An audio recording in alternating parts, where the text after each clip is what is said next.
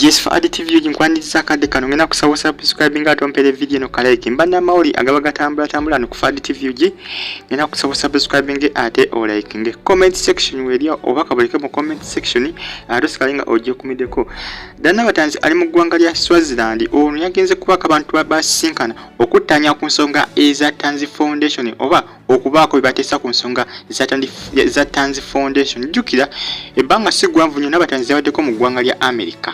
Javeyo kati sawa zino yagenze mu Egwanga lya Swaziland yagenze lwadde naku lwaggulu omukanga jukira ku Friday yabaddeko ku program ya kirichitya eya BBS Telefina kati onako olw'omukaaga yayolekidde mu Egwanga lya Swaziland era sawa zino gyali ali ku butaka mu Egwanga erya Swaziland ono asubirwa okudda olunaku olw'enkya oba olunaku olwaliro okuvaayo okudda mu Egwanga Uganda naye nga bagenze kutanya ku nsonga eza Tanzi Foundation ekibiina kye ekirabirira abaana ab'enjawulo abatalina mwasirizi kusa n'abantu sijja kugamba baana bokka n'abantu abasinga ab'enjawulo kibalabira kugamba Tanzi Foundation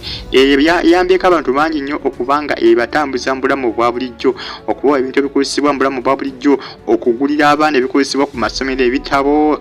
penso uniform biki byonna twaba tugende school fees okubasasulira school fees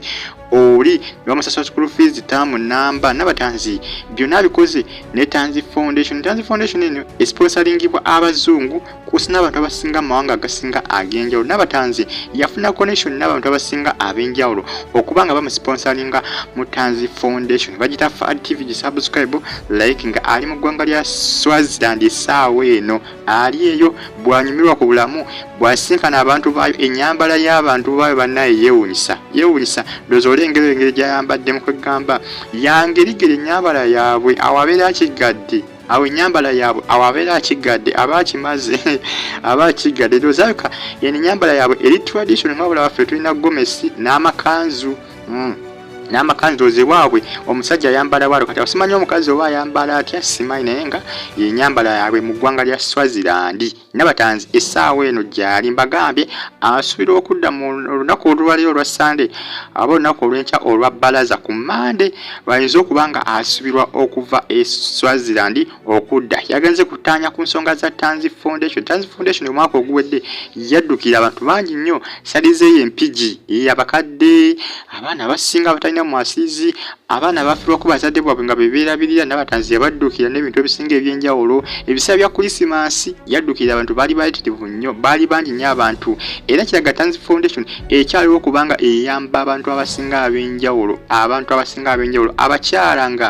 banyigizibwa mu nsonga ez'enjawulo Tanzi Foundation yoweeri eyo byonna ebikwasaganya abakyala nga banyigirizibwa mu maka nga banyigizibwa maka nga abasajja kugamba abasajja nga tebawa buyambi byonna Tanzi Foundation Nabatanzi yagitandikawo ng'erina kulabirira bantu bonna abakyala abaana abakadde bamulekwa bonna twala tugende okubadduukira okubayamba mu bintu ebisinga eby'enjawulo school fees